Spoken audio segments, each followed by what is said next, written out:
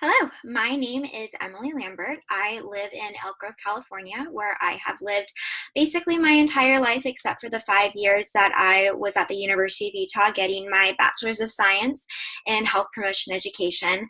As far as professional experience goes, besides getting my higher education degree, I have worked for the Office of Admissions at the University of Utah. I did that while I was a student. I was a university ambassador, a tour guide. I helped with recruitment events. And then while I was in college as well, I volunteered at a therapeutic preschool where every Friday for 3 hours during my last year at the University of Utah, I volunteered in a therapeutic preschool classroom with 2, 3, 4 year olds who unfortunately had very horrible life experiences. Some of them experienced homelessness and abuse. But the fact that I got to be with them for 3 hours every Friday to provide some sort of validation that they mattered in this world and to help them interact with their peers in a safe and respectful way very much influenced my desire to become a teacher. And after I graduated in May of 2017, I moved back home to Elk Grove, California, where I have been a substitute teacher since November of 2017. I've done that while I've been doing the courses at National.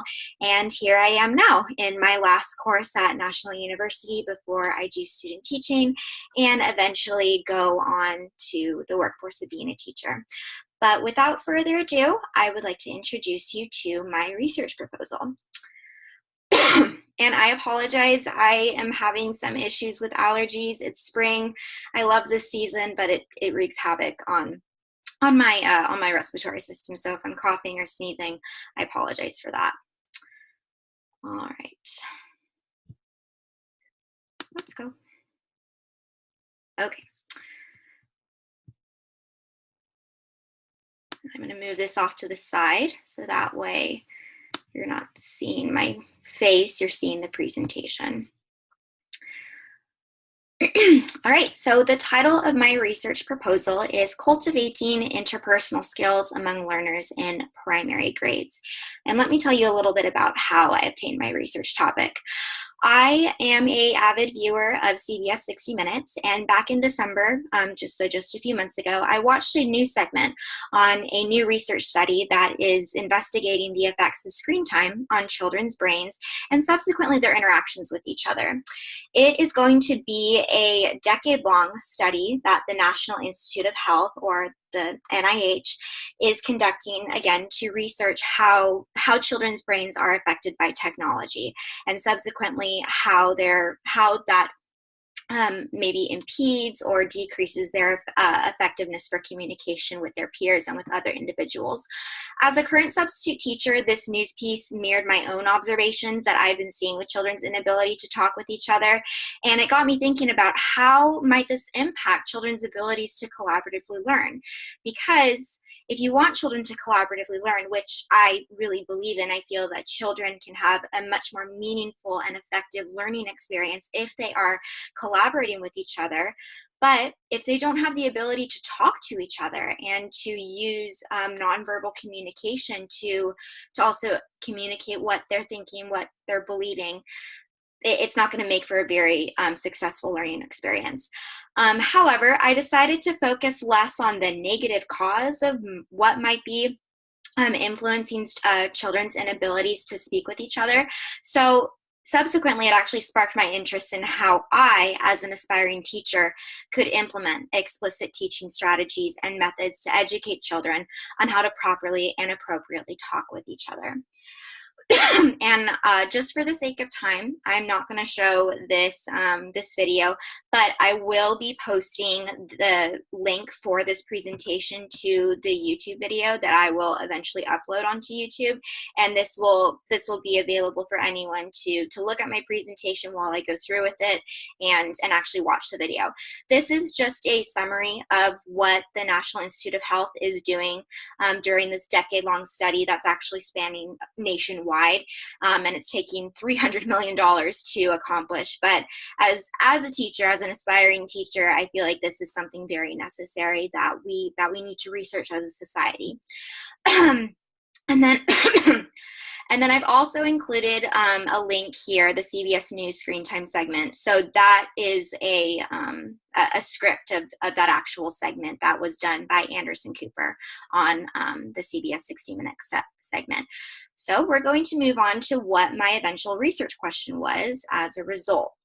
What is the impact of implementing culturally relevant teaching and learning strategies to develop the interpersonal skills of and subsequent collaborative learning that is constructive among both English learner and non-ELL students in the primary grade levels? This question is very loaded, I will admit that, but basically what I'm getting at is I want to research and I want to find relevant teaching and learning strategies that can actually be implemented in the classroom to help develop children's interpersonal skills, the way that they interact with each other, and how those strategies can also improve or expand the collaborative learning in the classroom that is both constructive and meaningful to the students. Because the most important part of it is collaborating. If you want students to learn how to collaboratively learn, there's many ways that build into that. My research yielded 5 areas of focus, and that is what we are going to be talking about right now.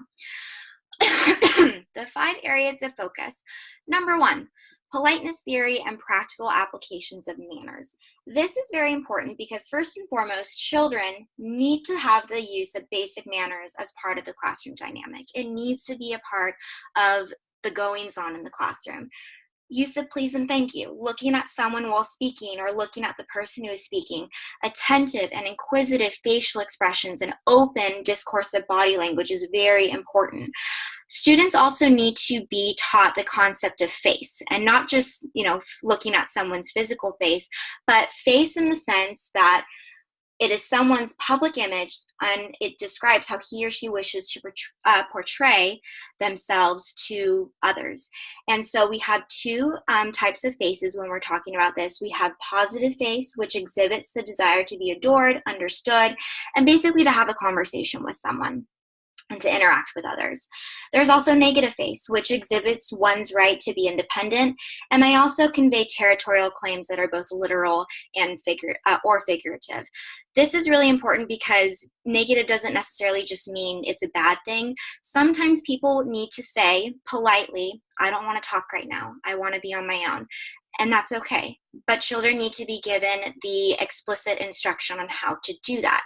And if they want to have a conversation with someone, if they want to exhibit positive face, they need to be taught that as well. It needs to be a part of the classroom dynamic.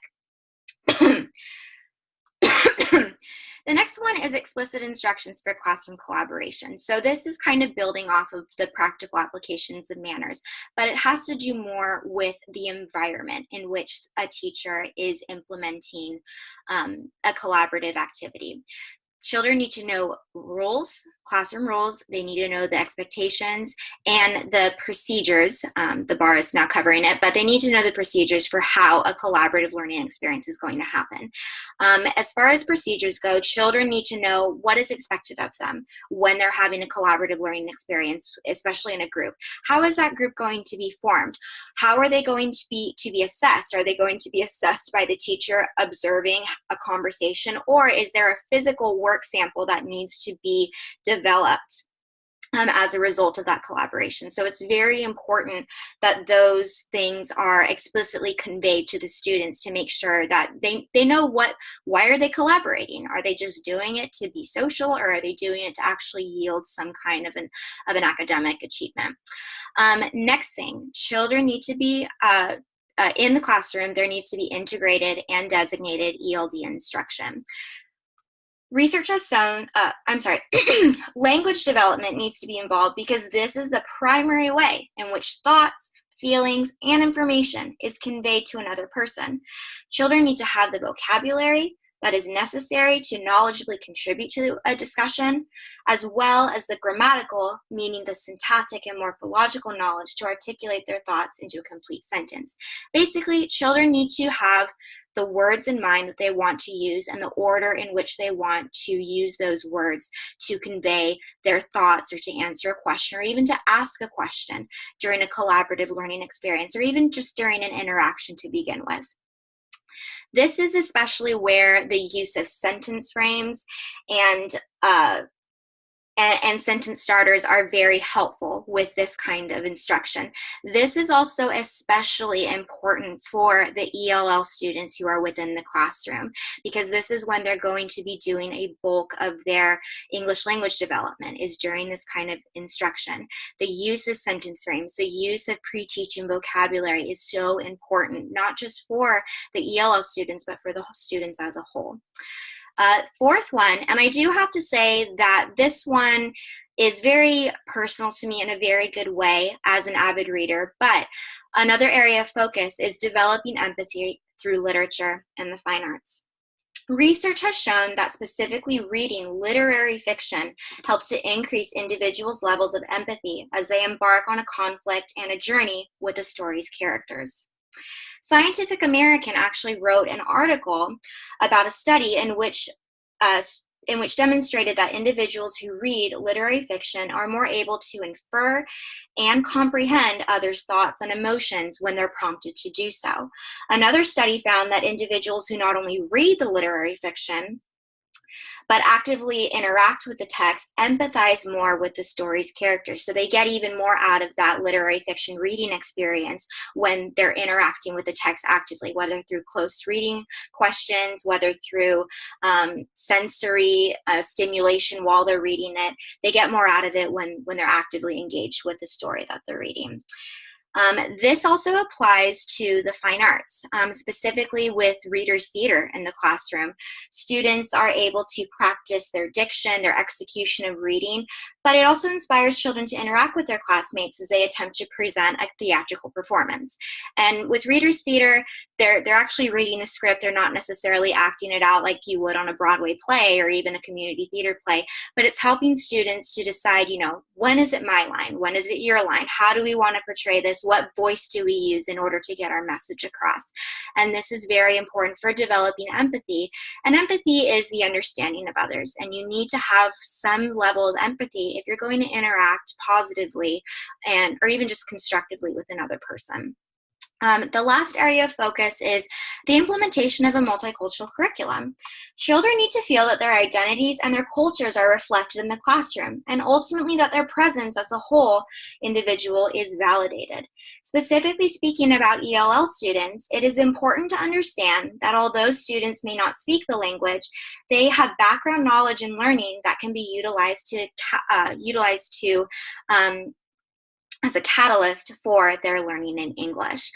Specifically with the implementation of a multicultural curriculum, and as exhibited more specifically by Mole, Amonte, Neff, and Gonzalez in 1992, all children, whether or not they speak English, have funds of knowledge. They get that from their families' daily lives, their activities of daily living. Do they have chores? Who do they live with? What do their parents do? What holidays do they celebrate? Or other certain rituals as part of their culture. All of that needs to be validated in terms of a multicultural curriculum. And one of the ways that a teacher especially can make sure that they're showing that they are validating all of their students is by having an All About Me project, or a personal heritage project that allows students to share and subsequently learn from each other's cultures, what they believe in, what do they value, how do they see people, things like that. And this also connects back to the literature focus, because as a teacher, we want to make sure that we're reading literature that connects to all of our students at some point. So to have reading material that highlights and connects to all students, and even take turn to highlight specific groups of students who maybe feel like they are not represented as much with the curriculum. This specific reference, Loyola University Chicago, actually has a comprehensive and very long and enriching list of literature that can be read to students. This includes picture books, chapter books, anything that you can think of that is really important to gear students towards learning about other cultures. The classroom resources link here and multiculturalism and diversity. This is through teachingtolerance.org. This is from Scholastic. They actually have lesson plans that are geared towards teaching about multiple cultures at some time, and they're very useful for the excuse me, they're very useful for classroom use. And then the next slide is going to talk about all of these resources, some of which that I've already pointed out so far. I have done a collage of all of the resources that I've used, both through people and also through my content resources. So to speak a little bit about my critical friend first, the critical friend resource has not wholly worked for me because of the fact that the first course, my critical friend, was not always available for discussion. And then after that first course ended, I actually took a month-long break. And so I had to get a whole new group of critical friends. And and now in this third course, I think only one of them is in this third course with me. So having a critical friend, to be very forthright, it hasn't been very helpful for me as I would have liked it to. Things outside of my control, difference of schedules, that hasn't allowed me to reach out to my critical friends as much as I would like to. But we have been able to, especially with the last course, we've been able to bounce off of ideas with each other. So in the end, it's been helpful, but very to a minimal extent. My professors especially have been such amazing resources. Both Dr. Thorsos from the last course and Mr. Lambert from the first course, the course prior to that, gave me materials that I could use in designing my research proposal, especially for the literature review. And specifically, Dr. Thorsos gave me my title for my for my research proposal. So I'm very, very thankful for that. I think it really summarizes and epitomizes what my paper is, what my research proposal is about. And she has also provided extensive constructive feedback with my writing, with developing this research proposal, which I will be forever grateful for. I do have to thank my mother, who is a teacher, and she has over 30 years of experience, pretty much all of which is in primary. So especially when I was designing my research proposal, because to give you an introduction to it before I talk about it in just a few minutes. My research proposal is really, I want to give a lesson, and I want to see how students respond to that lesson. And especially with creating a practical sense of how to implement this lesson, my mother is a very good resource for that because of her experience with working with primary children, how the children are going to respond to certain lessons, what's going to get the most out of them as far as stimulating conversation. This is very important. Content resources are as follows over here. National University Library was definitely important for getting those peer-reviewed journals and heavily researched materials that I would need to be a part of my research proposal, especially for the background and the literature review.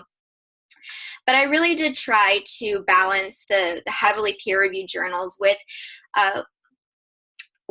articles and blogs that would be more helpful in the practical sense of being in the classroom. Edutopia was absolutely wonderful in terms of creating the lesson itself. Scientific American Magazine was where I got the article about literary fiction and its way of helping to develop empathy in individuals. Scholastic, teachingtolerance.org, of course, trusty Google. Google kind of led me to the rest of these. The California Department of Education is very important because it helped me with the glossary section of my research proposal. What sort of vocabulary is very important for readers of my research proposal? What do they need to know before reading it? I also need to mention how the course textbooks are very influential. They kind of help to They helped in the same way that the California Department of Education helped in terms of defining specific terms. How do I want to word something?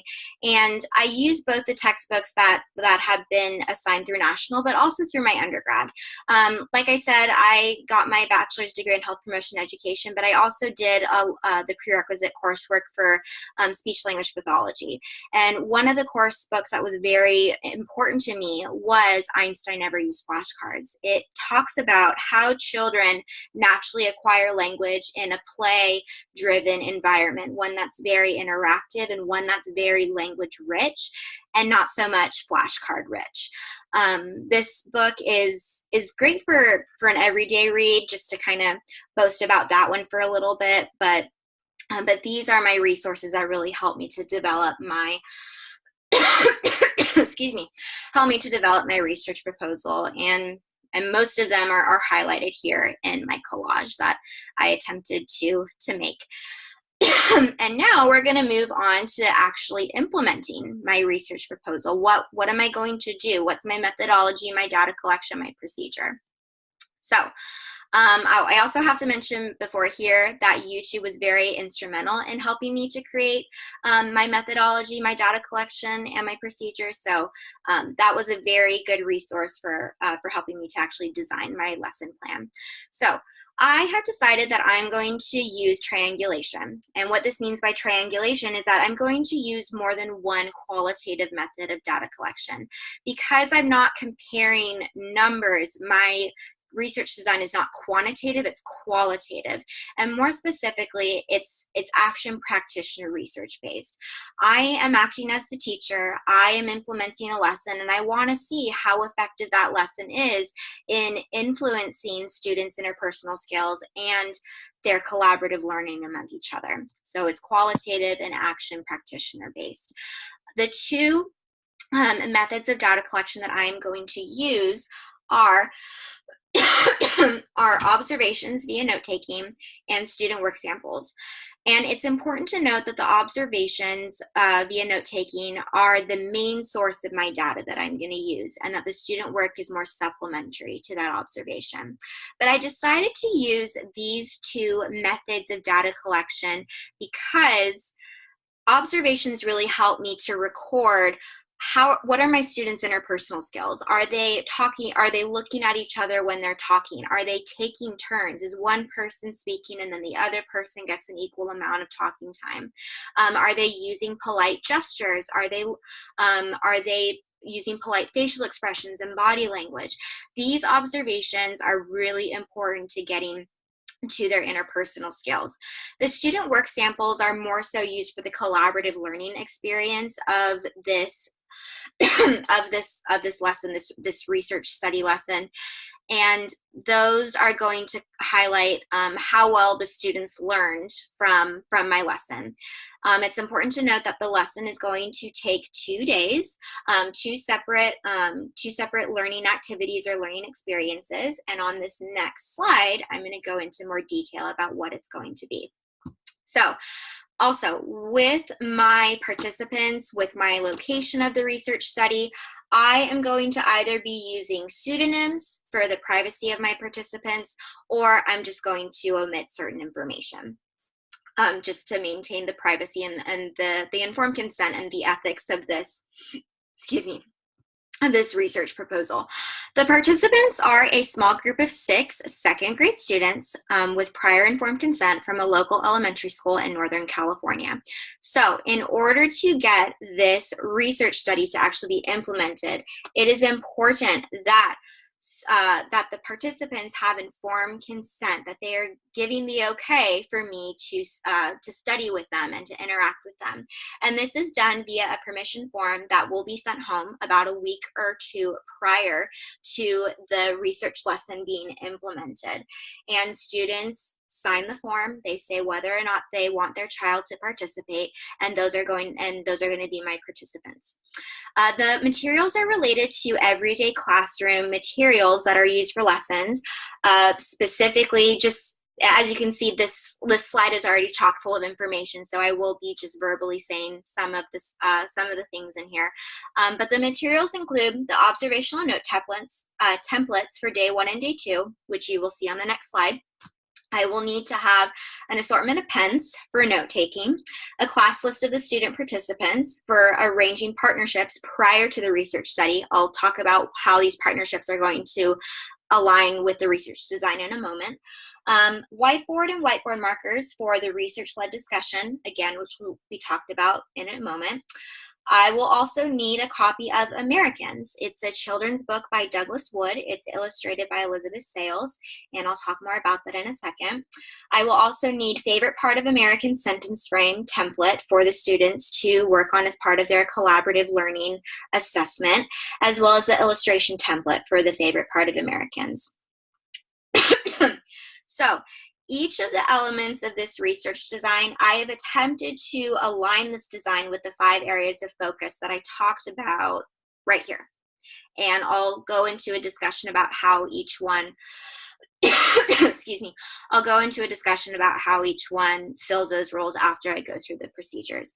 And like I said, this research study will span 2 separate days. Please note that I, as the researcher, will be taking on quite a multitasking role. I'm not asking the student's teacher to take on any sort of role.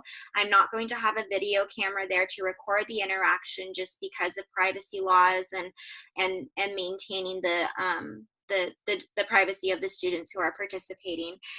So I'm going to be implementing the lesson. I'm going to be taking the notes. It's all going to be me as the researcher, which is the reason why I only wanted a small group of 6 second grade students. And it's not really unlike the role of a general classroom teacher when you think about it. Like I said, I wanted this research study to mirror what a lesson looks like in the classroom and whether or not it's effective or not. And without further ado, I'm going to go over the procedure for both days. So for the day 1 procedure, the first thing is that I will need to arrange these 6 students into 3 groups of 2 students. And each student within that partnership will either be designated as partner A or partner B. Partner A will be the younger student of the pair. I will probably need to help with the students deciding who is the youngest because they are only in 2nd grade, and we'll designate partner A and partner B. And then students will be instructed to sit with their partners for the duration of this lesson for both procedures. The second part is I'm going to lead a class discussion or a small group discussion with the students on skills needed for good conversation.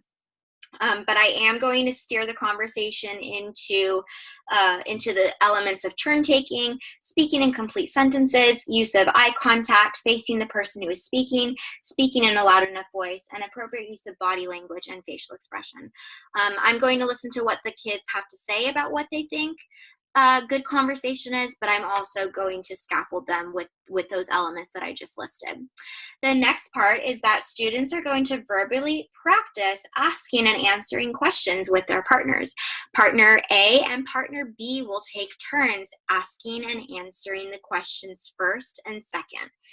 And, and those will be the instructions that are going to be a part of this learning experience. The students will also be provided with the sentence frames and the sentence starters to assist with asking and answering the questions of a personal degree. So we're going to ask certain questions like, what is your favorite food? My favorite food is blank. When is your birthday? My birthday is blank. And so on. I'm providing these sentence frames to help the students with formulating their answers. And then after this occurs, the researcher will initiate a whole group discussion in which students will self-evaluate their experience. And then this is really important. The researcher will add to observational notes during steps 2 through 4. So during these 3 steps, this is when I, the researcher, will be taking notes on the students' interpersonal skills. What are they using? I'm hoping that this procedure will take approximately 30 to 45 minutes, no more than that, because as someone who has a substitute taught a lot with 2nd graders, they can get a little bit bored and a little bit antsy after 30 to 45 minutes. All right, And then I will specifically tell the students that I'll be back the next day and that we're going to continue this discussion of effective conversation and good conversation. Day 2, I will review the knowledge gained from the previous day. I'll talk about with the students, what did we learn, what are important things that we need to have in a good conversation.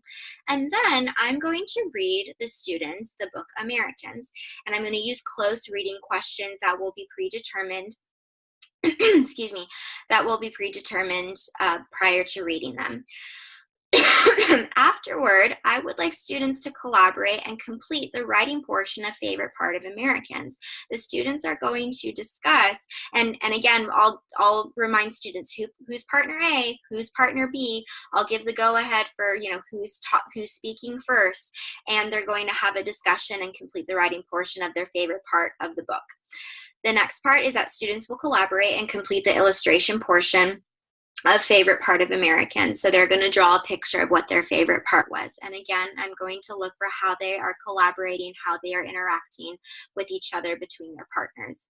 The last thing is that I, the researcher, will collect student samples. And again, I'll lead a discussion for students to self-evaluate how they did with this experience. Please note that I, as the researcher, will be taking notes between steps 2 through 5. I'm going to be observing the students, their interactions with each other within their partnerships as part of my data collection. Because of the reading of this book and completion of both a writing and an illustration, this day 2 procedure will take quite a bit longer, between 1.5 to 2 hours. I'm most likely going to have a break in between. I would structure it around the student's day to make sure that maybe in the middle, of this session, maybe before, in the middle of reading the Americans, or after reading Americans, we would take a break at their recess time or at their lunch time to give themselves some time to release that pent up energy, and then we'll finish the rest of the procedure.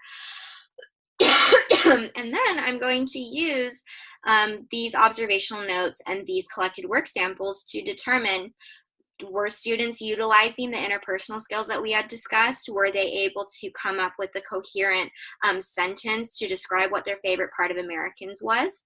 And this is my actual data collection. These are my actual data collection templates that I'm using. So the top 2 are the observational note templates. As you can see, for both day 1 and day 2, I have the partnerships listed here. There's going to be 3 partnerships, 2 students in each group. And then the bottom portion is, the left is the sentence frame. So this is what the students are going to use to fill in the blank parts and say a complete sentence in what their favorite part of the Americans is. So, for example, Miss Lambert's favorite part of Americans is when they show the Statue of Liberty, because she likes the Statue of Liberty, something like that. And then these illustration portions, again, Miss Lambert's illustration, and I would draw a picture here to show what my favorite part of the Americans is. Just because the pictures are very small, I'll read you what I have for as far as what I am observing. So for day 1, the observation notes read, observations of students' interpersonal skills, turn-taking, speaking in complete sentences, use of eye contact and facing the person who is speaking, speaking in a loud enough voice, and appropriate use of body language and facial expression are going to be recorded during this first observation. The researcher, which is me, will take notes during the discussion of various aspects of polite conversation and the subsequent Q&A session that is a part of the day 1 procedure. For day 2, observations of students' interpersonal skills, turn-taking, speaking in complete sentences, use of eye contact and facing the person who is speaking, speaking in a loud enough voice, and appropriate use of body language and facial expression will be recorded. This also extends upon students' willingness to help their partners with completing those work samples. So, and like I said, I've already highlighted here during when I'm going to be taking observational notes for the day 1 procedure. It will be between steps 2 through 4. For the day 2 procedure will be between steps 2 through 5. So day 1, 2 through 4, day 2, 2 through 5. So, implementation and and reflection.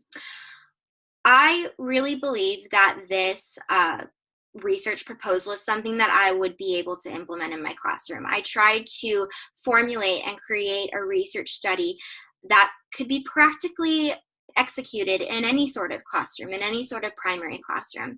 So how will I implement my research after, hopefully, because there is a chance that I will be placed in an intermediate grade, which would be great too. But I definitely have a soft spot for the primary grades.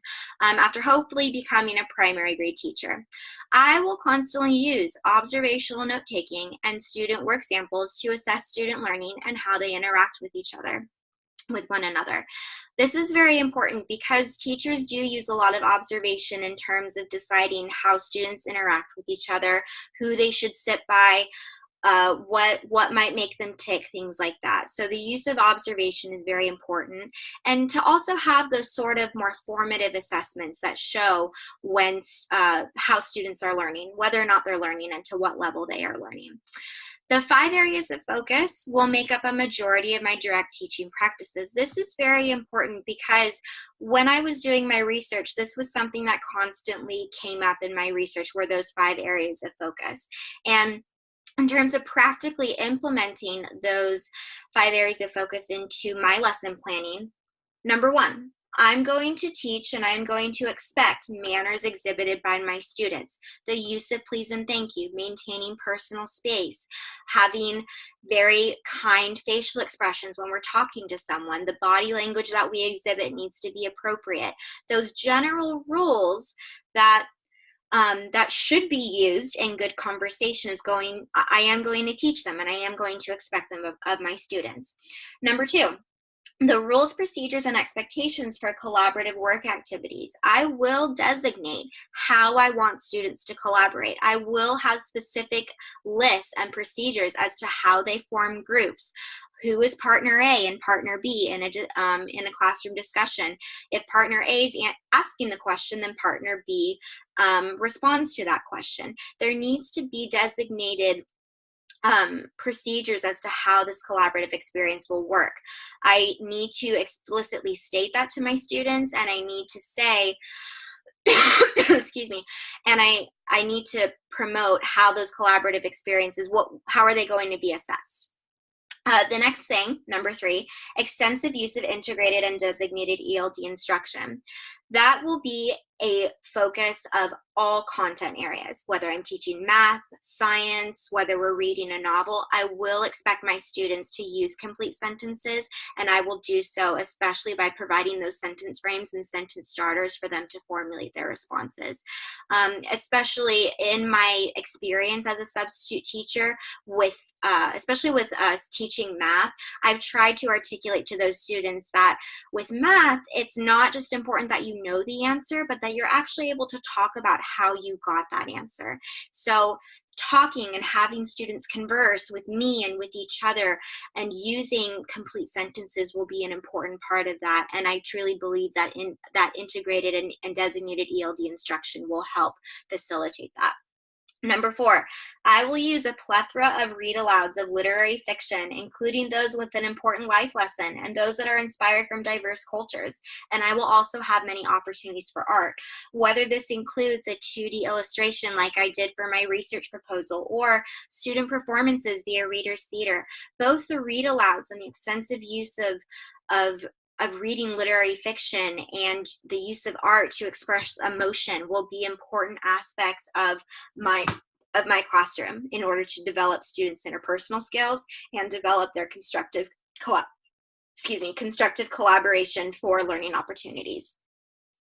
Lastly, with the multicultural curriculum, I cannot wait to have a student heritage project or an All About Me project that I will have all of my students complete. I want to learn about their families. I want to learn about the holidays and the celebrations that they have throughout the year, and what their family means to them and what their values are, and whether or not they differ from my own or whether they differ amongst the students themselves. I also want to give opportunities for students to write about and share these family cultural traditions, especially when the holidays come up or other celebrations throughout the year. I want to know what they do every day with their families. Who do they live with, and how does that influences their daily lives, which is very important. So, whenever we do a big project, though, there's always some things that we would have liked to do differently. So this is my list of what I would have liked to do differently. Number one, I wish that I had utilized my critical friend more. I think that if I had reached out a little bit, not so much earlier, because I believe that I did that, but maybe if I was a little bit more persistent with all of my critical friends that I've had throughout this process, we would have been able to meet a lot more, which would have been helpful. But at the same time, this isn't my biggest what I would do differently. I would say more my biggest what would I do differently was to create a Symbaloo or a Padlet for curating my articles. I kept a Google Doc or a Word document of all of my articles and my research, so it wasn't completely that I was running between here and there to get my articles and my references together. But I think a Symbaloo or a Padlet would have been a little bit more aesthetically pleasing and maybe a little bit more organized too, especially with the excuse me, especially with my 5 areas of focus and how those different references fit into each of those 5 areas of focus. I definitely would have utilized the National University Librarian Services. Although in my defense, when I was at the University of Utah, I didn't find the librarian services there to be very helpful. So I think that was part of my decision to not wholly reach out to the librarian services.